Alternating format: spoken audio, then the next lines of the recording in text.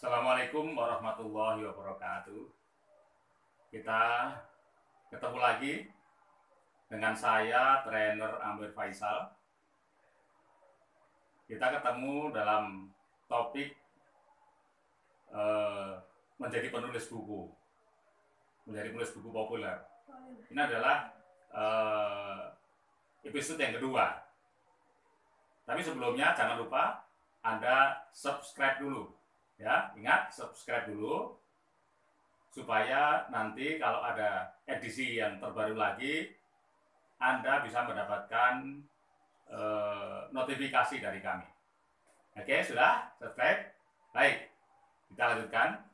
Jadi seri menulis buku populer ini nanti saya bagi 4 bagian. Ya. Jadi yang kemarin kita sudah bicara bagaimana kiat-kiat menembus penerbit nasional, ya, penerbit Gramedia. Nah, kemudian hari ini ya kita akan bicara tentang bagaimana membongkar mindset takut menulis, ya, grogi menulis atau tidak pede, ya, nggak pede menulis. Hari ini akan kita bongkar. Ya, kemudian pada episode yang akan datang nanti kita akan membahas bagaimana menghipnosis pembaca. Ya, jadi pembaca butuh hipnosis. Ya. Apa itu hipnosis? Nanti akan kita bahas. Hari ini pun juga nanti akan kita bicarakan, ya, sebagian. Kemudian yang keempat, yang terakhir adalah bagaimana membuat judul dan sinopsis. Jadi kunci dari buku itu adalah judulnya menarik tidak. Kalau judul tidak menarik, orang tidak akan mengangkat buku Anda ketika Anda dipasang di rak buku Anda. Ya, kemudian juga nanti setelah dia tertarik dengan judul yang Anda buat, nanti dia akan balik, buku itu kan dibalik di cover yang belakang, nanti ada sinopsis Anda. Nah, nanti kita kasih trik-trik untuk membuat sinopsis. Baik, kita mulai episode yang kedua ini, yaitu bagian membongkar mindset menulis. Sebelumnya nanti, ya, sesudah Anda melihat tayangan ini, nanti Anda saya persilahkan untuk ngeklik di Google, ya, searching di Google. Di sana ada artikel saya. Judulnya adalah Belajar Hypno-Writing. Sekali lagi, Belajar Hypno-Writing. Jadi artikel saya itu saya buat ketika saya diminta menjadi narasumber di LPMP Yogyakarta. Ya, diikuti oleh penulis-penulis DIY, ya, waktu itu saya buat. Dan tulisan itu, artikel itu sebenarnya sudah lama saya buat, ya, tapi saya revisi itu, ya. Jadi yang sekarang lumayan agak panjang artikelnya. Di situ nanti akan tahu apa itu hypno-writing, ya, dan bagaimana cara membongkar mindset takut menulis, kemudian bagaimana menghipnosis pembaca dan sebagainya, dibahas di situ. Awalnya artikel itu saya tulis ketika saya mengikuti coaching internasional, ya, sertifikat internasional. Waktu itu ada seorang rekan saya, sesama peserta, dia seorang doktor, ya, seorang dosen perempuan gitu, ya, seorang doktor, nggak usah tanya cantik apa tidak, ya, dia seorang dokter psikologi, dokter psikologi. Tapi seorang dokter psikologi dia punya masalah psikologi menulis, ya. Jadi untuk Anda nggak usah khawatir, berarti dokter psikologi saja dia punya masalah problem psikologi dalam menulis, apalagi Anda yang bukan dokter psikologi. Nah, ketika itu beliau bertanya pada saya, tanya sama saya, orang Semarang itu, ya, dia tanya pada saya, Mas Amir, saya ini seorang psikolog, Anda seorang sarjana ekonomi, gitu, ya. Tapi Anda, tulisan Anda bisa terbitkan oleh Gramedia, masuk bestseller dan sebagainya. Nah, saya ini berkali-kali mencoba menulis buku populer, dari dulu nggak pernah berhasil. Dia tanya seperti itu. Kemudian saya tanya balik gitu loh. Nah, cara menulis Anda bagaimana? Apakah Anda menulis buku populer itu masih seperti ketika Anda menulis disertasi, ya, ilmiah, banyak sekali kutipan-kutipan dan sebagainya? Ya iya dong, saya kan seorang akademisi, kan begitu. Nah, disitulah justru masalahnya. Jadi justru hambatan menulis Anda itu adalah karena constraint di dalam keilmuan Anda itulah yang menghambat Anda menulis gitu. Nah ini saya lanjut dan loh maksudnya bagaimana? Ya maksudnya itu. Jadi Anda sendiri begitu begitu terkooptasi ya, begitu stres, tertekan terhadap fungsi Anda sebagai akademisi, harus seperti ini. Nah, yang namanya harus itulah yang membuat Anda stres. Sehingga karena Anda stres, maka otak Anda tidak bisa kreatif. Nah, padahal ketika saya belajar tentang bagaimana menulis, sekarang ini ada tren di seluruh dunia namanya free writing. Ya. Apa? Free writing. Free itu bebas. Jadi kebebasan menulis. Jadi sebenarnya inti daripada skill menulis itu adalah kepada kebebasannya. Nah, di situ. Nah, nanti Anda bisa pelajari lebih lanjut di dalam di artikel saya itu. Jadi justru ketika Anda tidak terikat, tidak tertekan oleh batasan-batasan yang di luar Anda, kemudian Anda merasa bebas untuk mengungkapkan apapun, justru disitulah kunci dari skill menulis Anda, kunci dari Anda dapat inspirasi.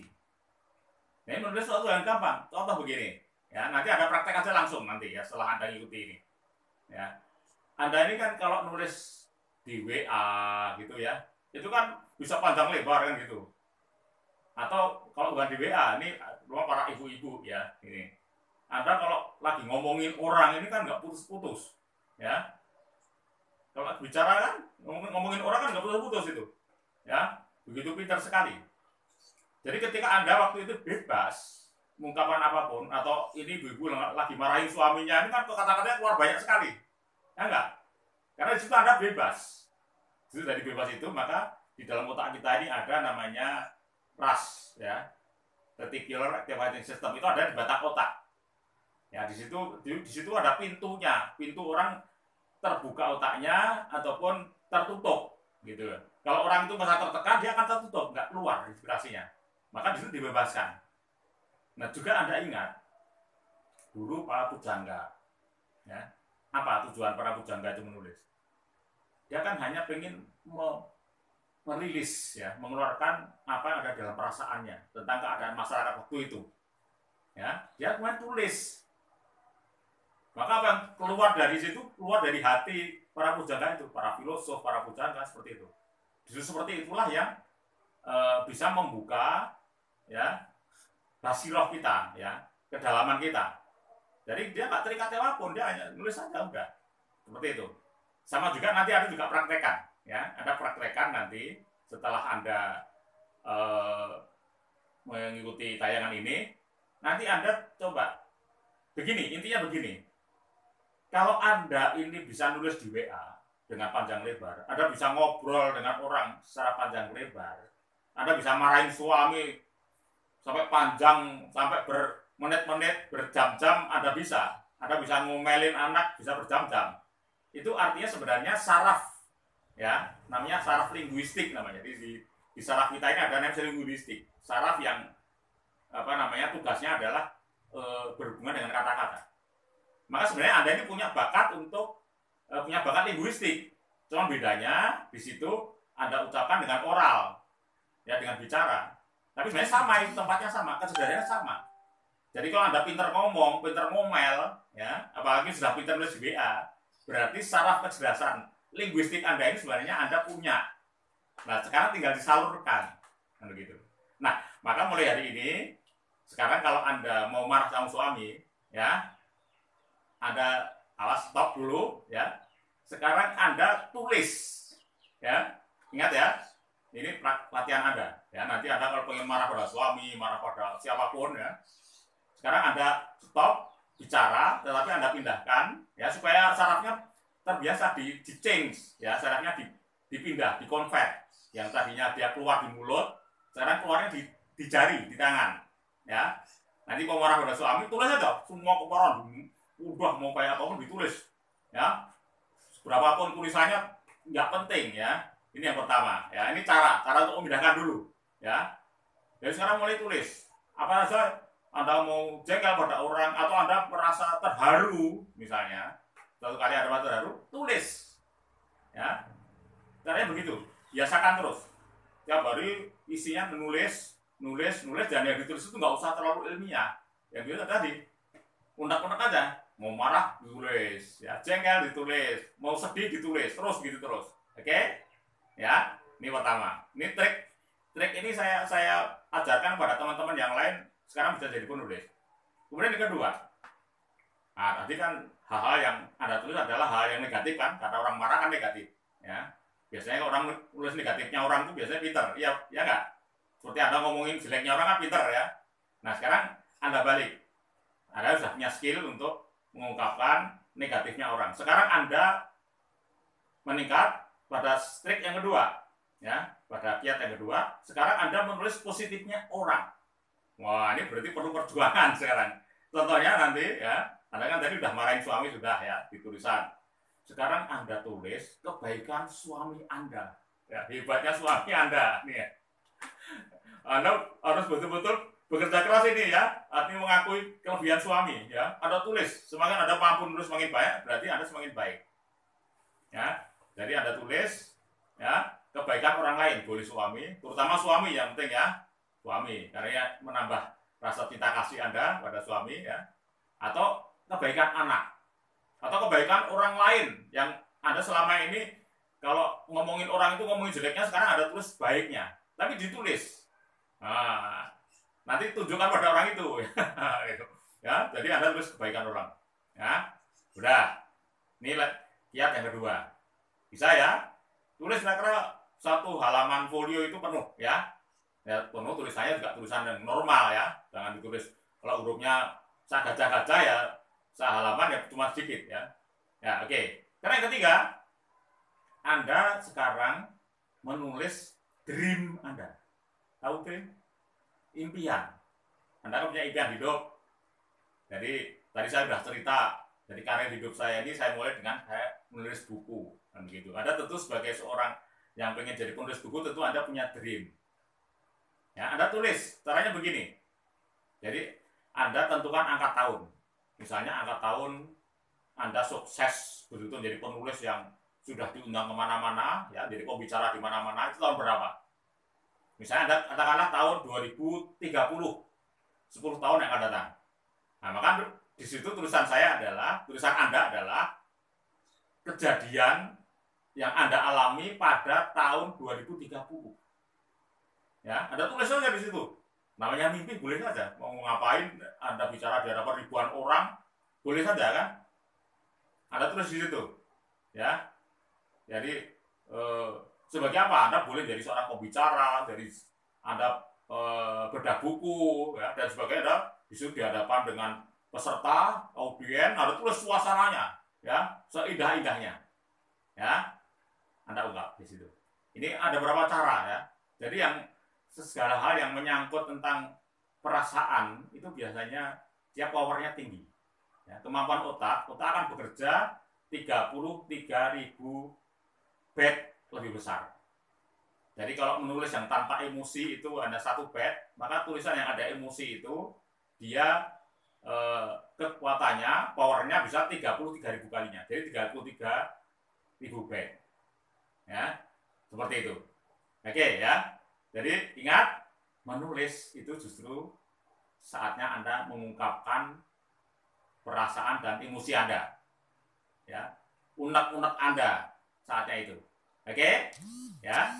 Nah, teman sekalian, jadi begini, sekali lagi saya ulangi lagi. Mulai hari ini Anda lepas semua pikiran sulit menulis. Anda buktikan dulu tadi, ya. Oh, ternyata gampang, ternyata bisa. Oh, namanya nulis untuk aja kan gampang kan? Ya kan? Nulis jeleknya orang pasti kan gampang. Nah, berarti menulis itu tidak perlu harus dengan pemikiran yang tinggi, nggak usah. Ini Anda buat habit dulu. Yang penting Anda buka dulu, mudah batang otak ini ya. Anda buka mindset dulu bahwa menulis itu gampang. Biasakan terus tiap hari Anda nulis seperti itu. Oke? Anda praktekkan nanti. Nah, nanti akan jadi habit. Ya, jadi habit. Ini penting banget. Teman sekalian, sebelum saya bicara tentang habit, saya akan bicara tentang bagaimana cara kerja otak. Ya. Jadi cara kerja otak itu akan segala sesuatu yang Anda ini biasakan ya habit itu, ya itu di, kemudian kebiasaan itu menyenangkan, maka dia akan membuat Anda ketagihan. Contohnya itu, kalau bapak-bapak yang suka merokok itu, mereka menjadi ketagihan rokok karena mereka membiasakan merokok, sehingga sampai otak akhirnya ketagihan. Sama dengan Anda, tujuan Anda tadi mencoba menulis tadi, unek-unek nulis apa namanya kejelekan orang, kebaikan orang, itu tujuannya supaya otak itu membiasakan dulu. Sehingga nanti yang kita butuhkan adalah nanti ketika Anda nanti sudah jadi habit, nanti suatu ketika Anda tidak menulis itu Anda ketagihan gitu loh, ya. Jadi pengennya selalu pegang kertas sama pulpen. Nah, kalau sudah saat itu berarti Anda sudah ketagihan. Apa yang rahasia apa yang ada di balik apa namanya habit ini? Ada seorang peneliti namanya Malcolm Gladwell, ya. Malcolm Gladwell, dia seorang peneliti, dia peneliti bakat. Jadi Malcolm Gladwell ini dia sudah meriset ribuan orang-orang yang hebat-hebat di dunia, termasuk orang-orang yang jago apa namanya basket, ya siapa itu? Jago basket itu siapa namanya itu? Jago basket, kemudian sepak bola, ya, pelukis, kemudian juru masak, kemudian juga Bill Gates, ya pokoknya orang-orang yang semua orang top di dunia dia riset. Ternyata pada sampai satu kesimpulan bahwa orang-orang itu bisa menjadi hebat karena mereka telah melakukan habit itu selama 10.000 jam terbang. Berapa? 10.000 jam terbang. Artinya apa? Berarti dia terus-menerus. Seorang juru masak yang tiap hari melakukan hal yang sama selama 10.000 jam terbang, lama-kelamaan dia akan ada pembelajaran yang luar biasa. Otak akan belajar. Oh, ini kurangnya ini, ya. Besok tambahin lagi. Atau ini kurangin kebanyakan garamnya, kebanyakan apanya. Ya, terus dia tambahin sampai 10.000 jam terbang. Lama-lama dia ketemu, oh yang paling enak adalah masakan ini seperti ini. Ya, sama dengan penulis juga sama. Sama juga dengan pemain basket, sama dengan Bill Gates, ahli komputer dan sebagainya. Nah, nanti kalau Anda sudah menulis, ada habit tadi, tapi karena kesenangan tadi ya, dengan emosi kesenangan tadi, nanti Anda juga akan mendapatkan manfaat dari habit itu. Kalau 10.000 jam terbang ini saya sudah menghitung. Kalau Anda pengen tercapai 10 tahun, maka berarti Anda sehari minimal 3 jam. Ini saya sudah hitung, nanti dihitung sendiri pakai kalkulator. Ya. Tapi kalau Anda pengennya 5 tahun, maka Anda sehari 5 jam, 5 jam setengah. Ya itu. Silakan Anda pilih yang mana, pengen cepat jadi penulis hebat. Tapi sebelum 10.000 jam terbang pun, Anda sudah hebat. Katakan sudah 5.000 ke atas. Saya ini mungkin juga belum nyampe 10.000. Ya. Anda sudah merasakan nanti, nulis itu enak banget. Kayak saya menulis buku ini, kalau lagi mood itu 2 minggu selesai. Kalau lagi mood ya. Kalau nggak mood ya mungkin agak lama, tapi lagi mood seminggu selesai. Nulis artikel itu hanya hitungan menit. Ya. Enak banget nulis itu apa saja bisa dijadikan tulisan. Ya, itu artinya sudah jam terbangnya tinggi. Jadi ingat, kalau Anda ingin 10 tahun, maka Anda 3.000 jam per hari, 10 tahun. Kalau 5 tahun, berarti 5,5 jam per hari. Ingat ya. Jadi mulai biasakan, ya. Oke. Sekali lagi, jadi mulai hari ini Anda tidak perlu lagi takut menulis, bahwa menulis itu sulit, gampang, ya. Anda mulai sekarang, Anda ungkapkan perasaan Anda, ya, perasaan jengkel, perasaan marah, ya, perasaan senang, perasaan sedih, Anda pindah ke tulisan. Jadi Anda biasa banyak ngomong, sekarang Anda banyak nulis. Ya. Kemudian juga apa saja, Anda memuji orang, menghargai suami, ditulis, semua saja. Jadi biasakan apapun, pengalaman ditulis. Kalau zaman dulu, waktu saya masih SD, saya diajarin nulis apa namanya, riwayat hidup, ya.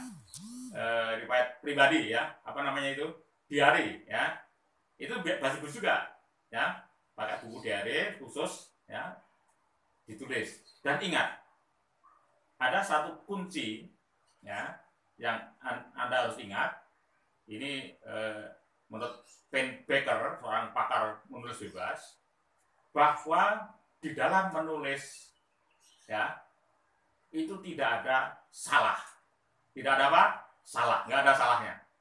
Ya, adanya benar.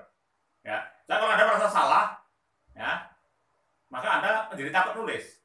Tidak ada jelek, tidak ada. Ya, bahkan menurut Pen Baker itu salah ketika Anda nulis awal tadi, ketika Anda tadi nulis misalnya mengungkapkan perasaan tadi, itu salah kata pun nggak boleh diganti, nggak boleh ditipu, nggak boleh. Udah biarin aja. Ngetik ketika kembali jadi ketiak nggak boleh diganti. Biar untuk pengalaman, ya. Itu menunjukkan bahwa tidak ada kesalahan dalam menulis. Ya, tidak ada hambatan apapun. Ingat ya, kuncinya adalah tidak ada kesalahan menulis, ya, tidak ada yang jelek dalam menulis. Ya, karena menulis itu hanya karena Anda ingin merilis saja, melepas apa yang ada dalam pikiran perasaan. Dan itu jadikan sebagai habit selama terserah Anda. Kalau Anda ingin selesai 5,5 tahun, selesai 5 tahun, Anda per hari nulis kayak gitu tadi selama 5,5 jam per hari. Oke ya, gampang kan? Anda coba dulu, nanti kita ketemu pada episode yang ketiga nanti adalah nanti bagaimana menghipnosis pembaca. Oke, sampai ketemu lagi di episode ketiga. Jangan lupa subscribe saya. Terima kasih. Assalamualaikum warahmatullahi wabarakatuh.